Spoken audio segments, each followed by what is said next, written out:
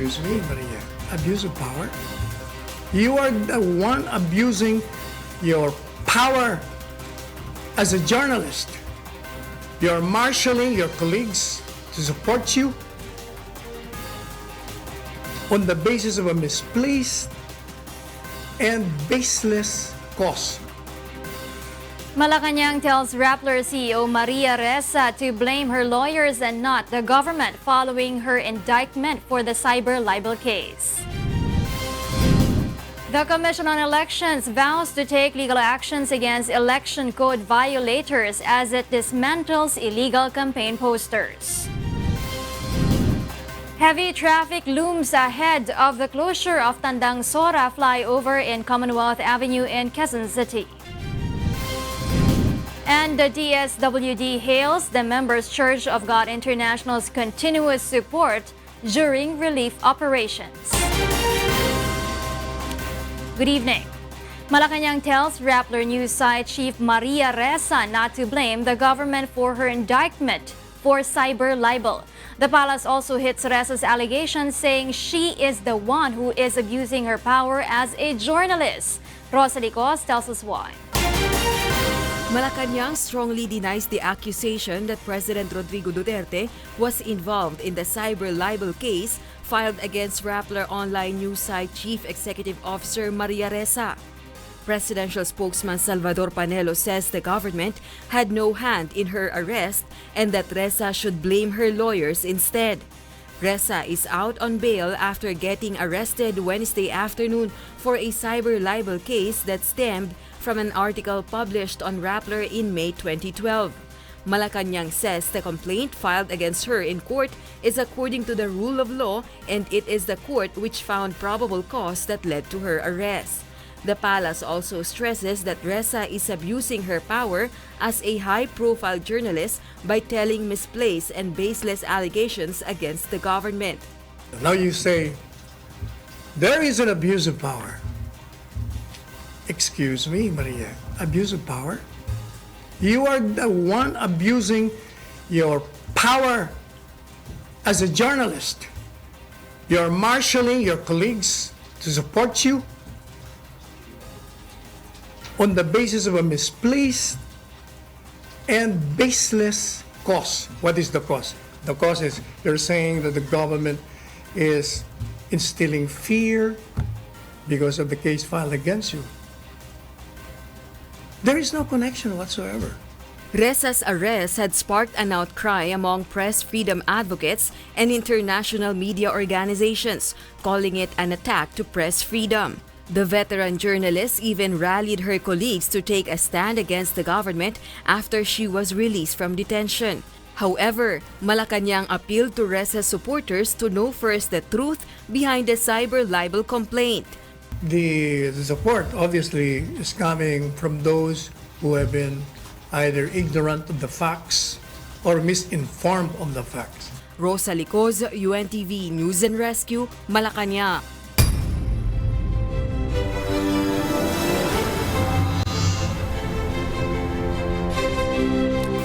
The Commission on Elections will send candidates with illegally posted campaign materials in Metro Manila. Aiko Miguel tells us why. The Commission on Elections, or COMELEC, is preparing to give notice of violation to senatorial candidates and party list groups who have been illegally posting campaign materials across Metro Manila. Candidates who do not comply with the rules on posting campaign materials, such as posters and tarpaulins, may also face complaints. We will then write a letter informing the candidate of this violation, and then we will take down the material. If warranted, an information will be filed, a criminal complaint will be filed for an election offense. As COMELEC conducted inspection in Manila, Quezon City, and Caloocan City this morning, posters of candidates and party list groups attached on electric poles and wires, trees, walls, and bridges caught the attention of the COMELEC representatives. They immediately took pictures of those posters, citing that those places are not included in the designated common poster areas. The COMELEC personnel also brought meter tapes to measure the campaign materials. This is to show whether or not the campaign posters they inspected have the dimensions the COMELEC has set. Upon measuring several posters, the COMELEC personnel found out that some measure 6 by 3 feet, which is far from 2 by 3 feet, the size set by the poll body. Kung mapapansin ninyo, nag-start na kami mag-post sa social accounts namin ng mga litrato ng mga out of place and out of size posters. At kung makikita ninyo, merong hawak na dyaryo yung tao namin. Yung dyaryo na yon proves that this was taken today. In Barangay 345 Santa Cruz, Manila, campaign posters of large sizes placed in front of the barangay hall surprised COMELEC representatives. On the other hand, George Mendoza of the Peace Council clarified they removed the huge campaign posters because they are off the prohibited measurements. Dito lang kasi nagpwesto yung gagawa. Ngayon, dahil sa violation nga yung size na yan, pinapakuha namin lahat kasi puputulin yan, babaguhin yung frame. May bagong kaya pinahakot namin dito para dito gagawin. COMELEC also emphasized the Fair Election Act states that a candidate might face an election offense if they violated the rules on posting campaign materials. It can be noted that the poll body had been giving warnings that they would take down illegal posters before the campaign period, but many can still be seen everywhere to date. Aiko Miguel, UNTV News and Rescue, Manila. An IT expert claims that irregularities have marred the past elections in the country. He also thinks that election fraud cannot be eliminated even with the automation of the system. Ray Pelayo tells us why.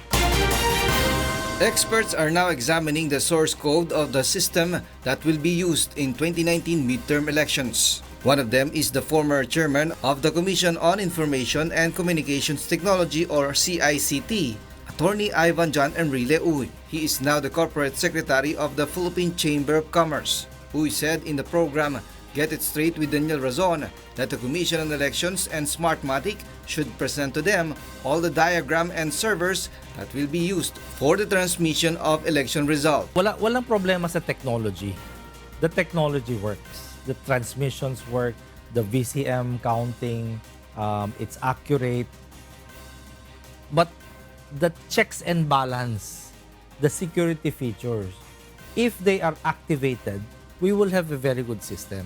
Uy revealed that in 2013 and 2016, they have noticed irregularities in the automated elections like the queue server that was not declared before the elections. In 2016 also, only 3 softwares were subjected for review, but they discovered that the system used 10 softwares. We find out na itong diagram ito, may server pala dito. May dinadaanan. May dinadaanan na server bago makarating dito. Hindi sinabi sa amin. So, pwede. So ngayon tinatanong namin, anong ginagawa ng server dyan? Sabi nyo sa amin, direkta yan. Uy also said that cheating cannot be eliminated even in automated elections. He adds that if there is a ballot switching in manual elections, SD card switching is also possible in automation. Early transmission is also questionable, he said, like what Senator Vicente Soto III had exposed in the Senate. Ang layunin ng gumamit ng automated election is to minimize. It cannot eliminate. It cannot eliminate itong mga dayaan. It can minimize or it can enhance depending on how you use automation. Sa nakita nyo ho, na-enhance ba o na-minimize? Mukhang na-enhance. The former government official noted that manipulating election result is much easier in automation, especially if the operators, like from Smartmatic and COMELEC, will conspire. Example lang, itong sa 2016, since this is the most recent. May gumalaw sa server habang tumatakbo yung election. Si Marlon Garcia. Siya ang head ng Smartmatic. Dahil may ikinorek daw. Oo, may kinorek daw.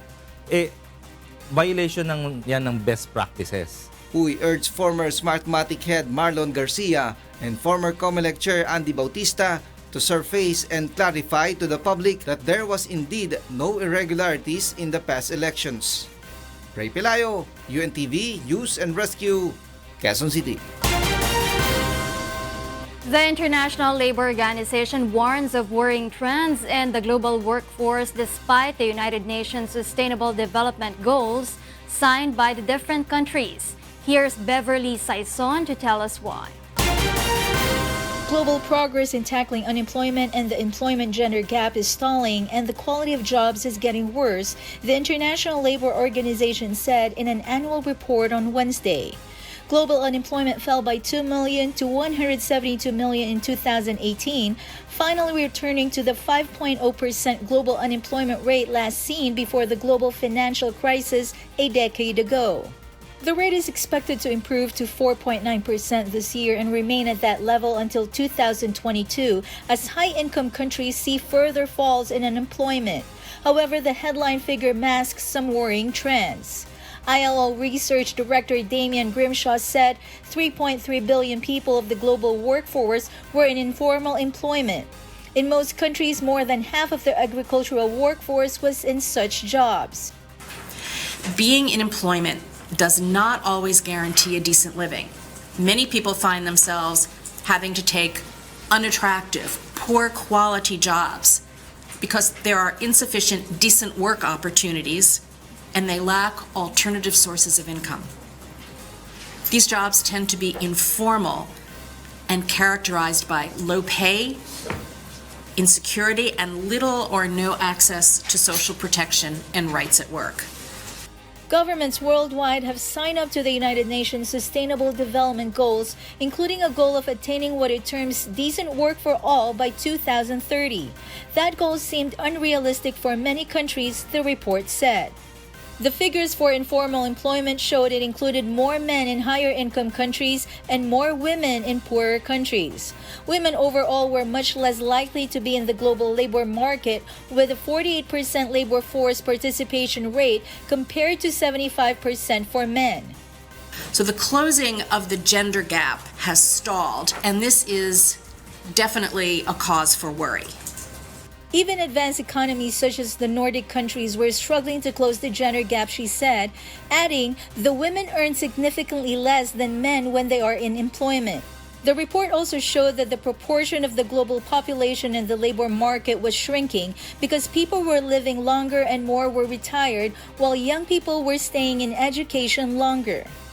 Beverly Saison, UNTV News and Rescue. The Metropolitan Manila Development Authority advises motorists and commuters to brace for heavier traffic along Commonwealth Avenue starting February 23. Joanano explains why. The AEI Corporation is set to demolish Tandang Sora flyover along Commonwealth Avenue to give way to the construction of the MRT Line 7. On Thursday, February 14, the Metro Manila Development Authority or MMDA announced that starting February 23 at 11 p.m., Tandang Sora flyover will be fully closed to motorists. Aside from the flyover, the Tandang Sora and Commonwealth Avenue intersections will also be closed to traffic as construction works progress. Kasi nga, kung galing ka sa Tandang Sora, magra-right ka sa Commonwealth, ang U-turn slot nasa gitna eh. So kung 10 na lanes yan, just imagine 9 lanes yung isuserve mo just to go to middle. Pagka U-turn mo dyan, 9 lanes naman yung pupuntahan mo kasi pupunta kang Tandang Sora pa kanan, ano? So sabi ko, I think doon tayo magkakaroon ng problema. No? Kasi magki-criss-cross yan yung mga mag-U-turn. Meanwhile, the MMDA will put up a U-turn slot in front of Microtel and Home Depot along Commonwealth Avenue to assist motorists. The agency is suggesting the construction of a temporary elevated U-turn slot, but the contractor AEI Corporation said it will discuss first the possible cost of the project. Based on MMDA data, about 3,000 cars ply the Tandang Sora flyover every day. Motorists and commuters who are bracing on heavier traffic says they have no choice but prepares for it. Aking abala po sa amin sa pamamasada, ma'am. Lalo na pagka tinibag yan, malaking abala sa amin. Paano yung pag-commute? Kasi siyempre, traffic na yan na naman yung biyahe. Anong traffic? Madaling araw na lang po ang alis para makarating sa paparaunan. Wala tayong magawa, ma'am, kasi para naman sa atin yun. Pero, magtiis tayo. The contractor meanwhile is appealing for patience and understanding from the public as the construction will take up to 2 years to finish. Joanano, UNTV News and Rescue, Quezon City. The Members Church of God International, or MCGI, receives recognition from the Department of Social Welfare and Development during the 2019 Panata Ko sa Bayan Awards held at the Land Bank of the Philippines Auditorium in Malate, Manila. The DSWD cited the religious organizations and seizing support during the agency's relief operations for various calamities. MCGI consistently works with DSWD in giving assistance to calamity victims by replacing relief goods in the DSWD warehouse. Social Welfare Secretary Rolando Bautista has expressed appreciation for volunteer organizations such as the MCGI. Taos-pusong nagpapasalamat ang pamilya ng DSWD kasi alam naman natin na hindi namin magagampanan o ma-attain yung mga mandate namin kung wala sa mga tulong nila. Kaya sana hindi sila magsasawang tumulong sa amin at tuloy-tuloy yung sinasabi nating pagtulong sa kapwa, lalong-lalo na yung mga talagang naghihirap. Up next on Y News. President Duterte endorses 11 senatorial candidates but drops Jinggoy Estrada. Kalabaw lang ang tumatanda. Tumatakbo na siya sa pamilya namin. Simula lolo hanggang sa papa hanggang sa akin ngayon. Generation namin, Hinebra pan na talaga. And the PBA Legends fans trooped to UNTV studio for a ticket memorabilia in exchange for the run-up to the return of the Rivals game. Thank you for keeping me company in the first part of Y News. More reasons behind the stories with William Thio after this quick break. I'm Rheena, Villamor-Camara. Good evening. Thank you very much. Greetings. Welcome back to Y News. We pick up to where Rheena Villamor-Camara left off. I am William Thio, and here are the headlines. President Rodrigo Duterte formally endorses 11 senatorial candidates for the 2019 midterm elections. The construction of the Tutuban to Malolos leg of the north to south commuter railway project kicks off. And the LLDI eyes inspecting about 10,000 establishments within 4 months in line with the ongoing Manila Bay rehabilitation.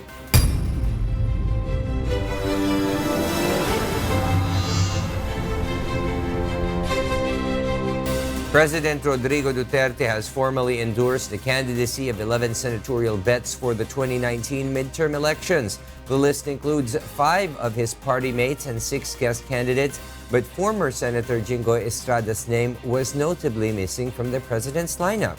Rosalie Cos explains why. President Rodrigo Duterte formally endorsed his senatorial lineup for the 2019 midterm elections.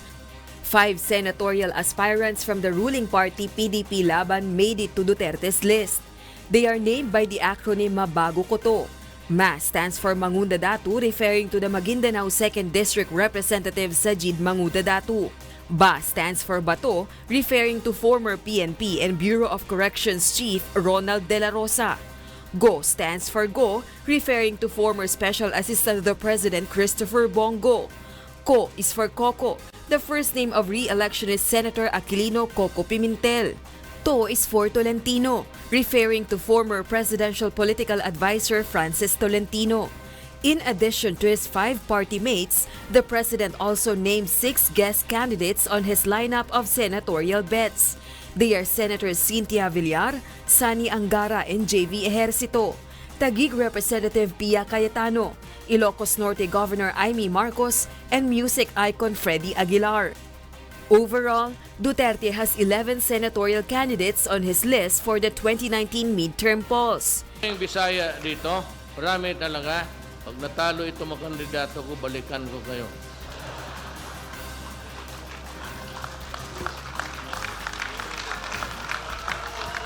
Salamat ha. Ako, si Rodrigo Duterte, I am a government worker at kami lahat nasa gobyerno nagtatrabaho para sa inyo. The senatorial hopefuls in return promised the president that his trust will not be in vain as they vowed to support the advocacies and programs of the government, particularly in eliminating corruption and illegal drugs. 21 years po akong nanerbisyo sa kay Pangulong Duterte at sa Pilipino. Asahan niyo po, serbisyo rin po ang katapat niyan na ibibigay ko po sa Pilipino. Kahit saang sulok ng Pilipinas, pupuntahan ko kayo. Numero ko kasi sa balota is 24.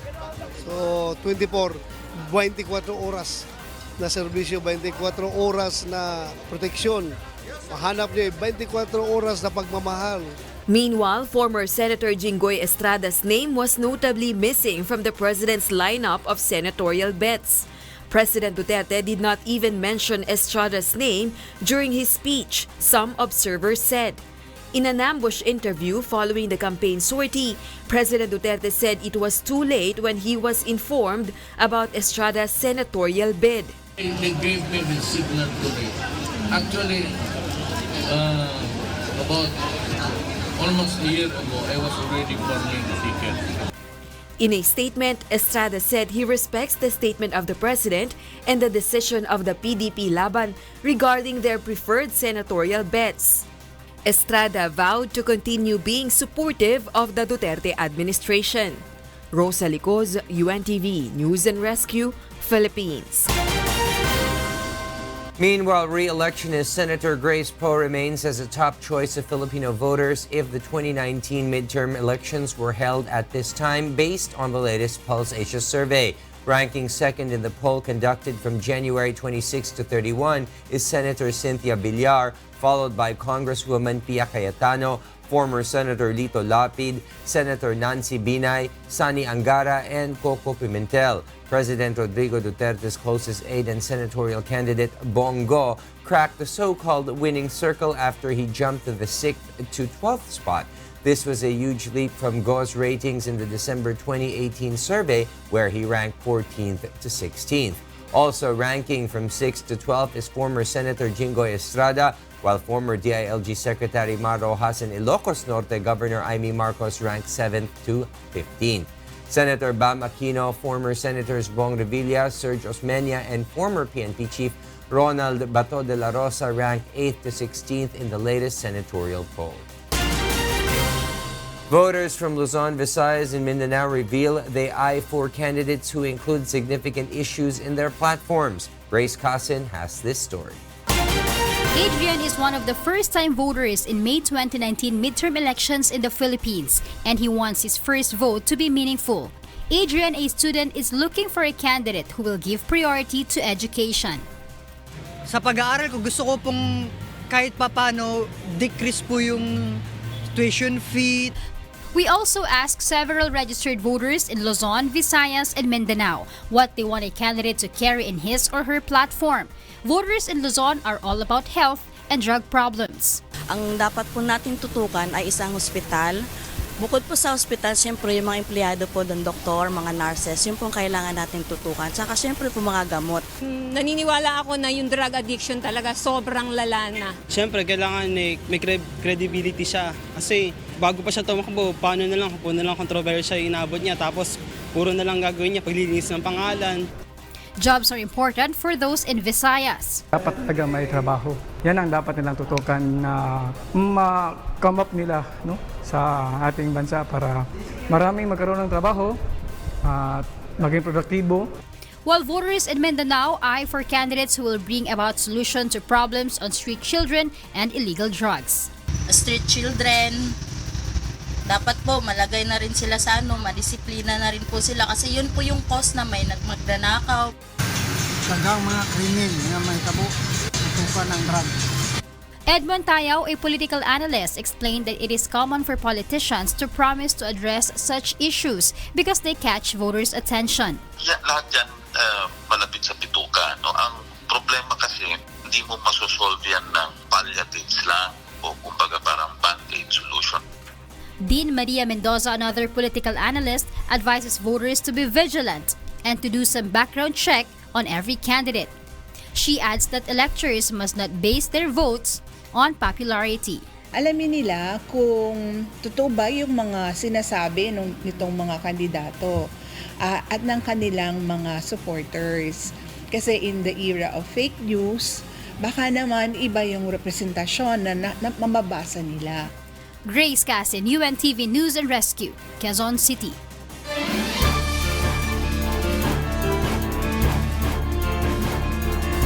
Just in, presidential spokesperson Salvador Panelo says President Rodrigo Duterte has signed the rice tariffication bill enacting it into law.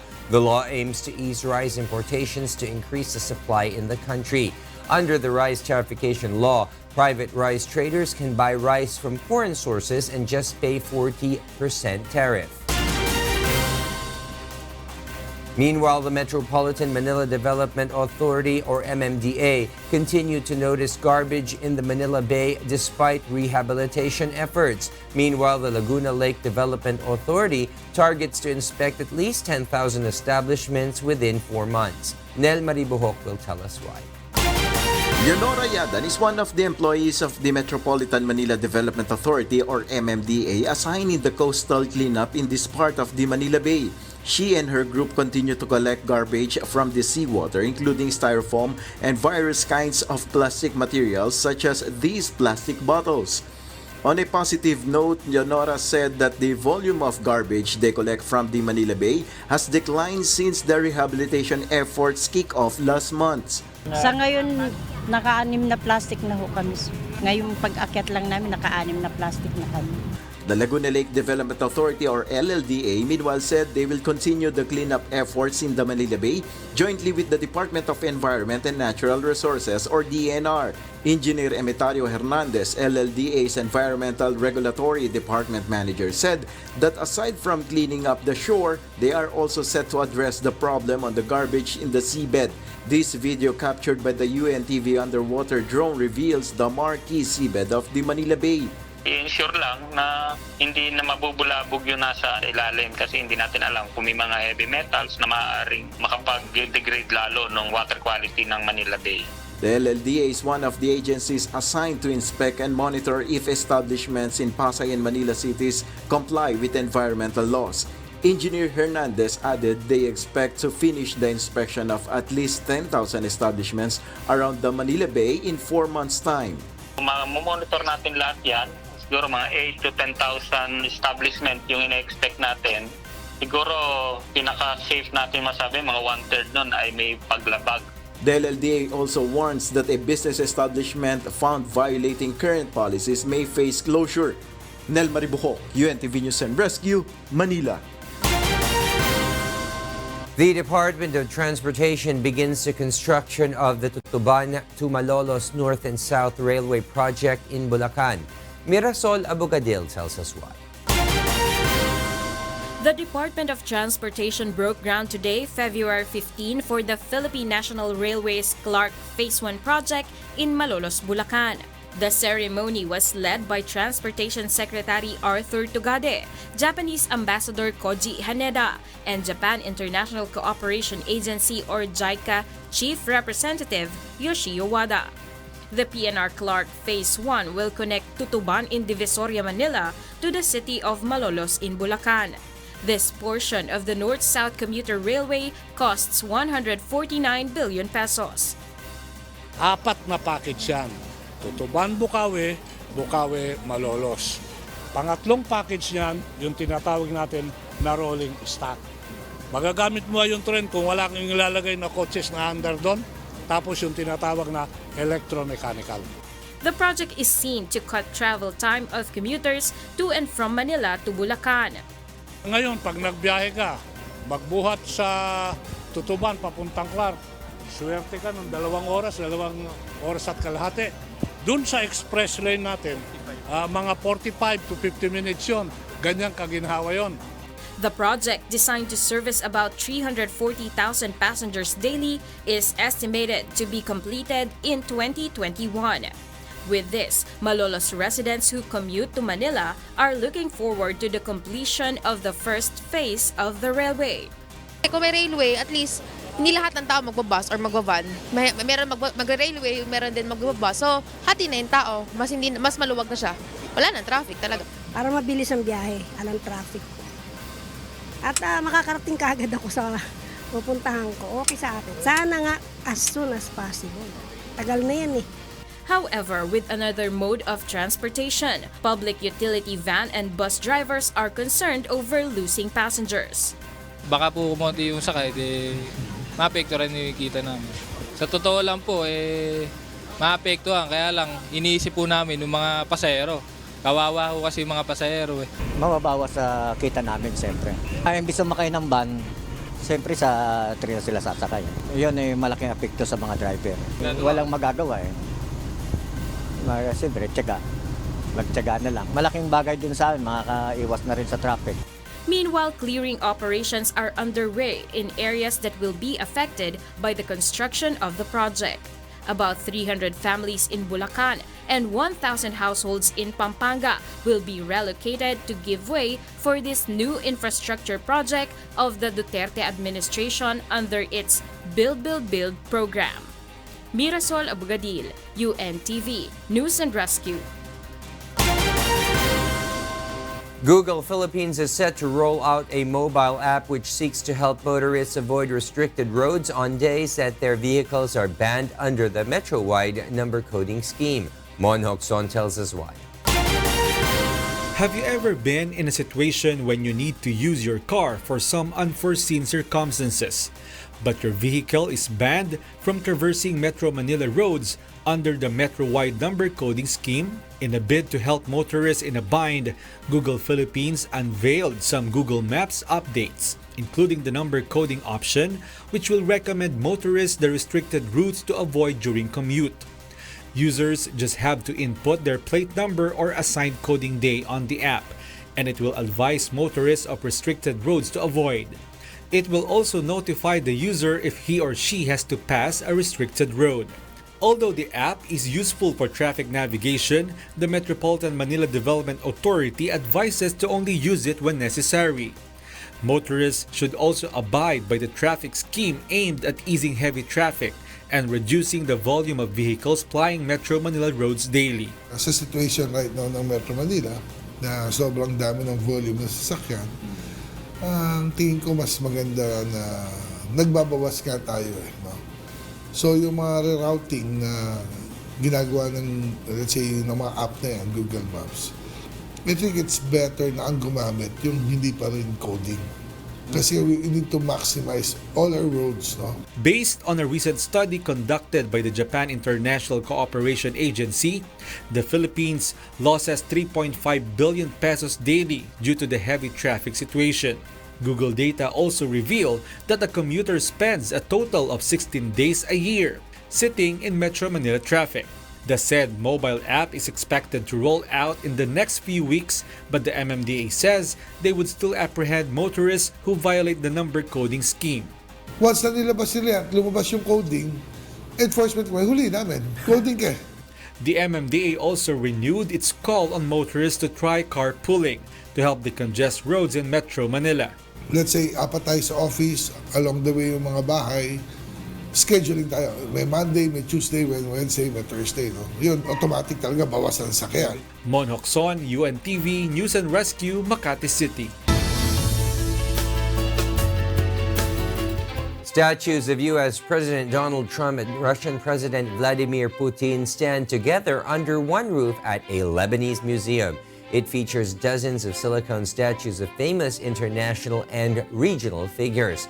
Some characters are even added based on popular demand. Each figure takes a different amount of time to make, with various factors to be considered, including whether it moves or talks. The Hall of Fame Museum, which opened in 2002, has around 25 statues but has since been growing. Up next on Y News. U.S. President Donald Trump plans to declare a national emergency over his promised U.S.-Mexico border wall. British teenager who traveled to Syria in 2015 to join the Islamic State militants expresses appeal to go home. Kalabaw lang ang tumatanda. Tumatakbo na siya sa pamilya namin, simula lolo hanggang sa papa hanggang sa akin ngayon. Generation namin, Hinebra pan na talaga. And PBA legend fans trooped to UNTV studio for a ticket memorabilia exchange ahead of Sunday's return of the Rivals game. More reasons behind the news after this quick break.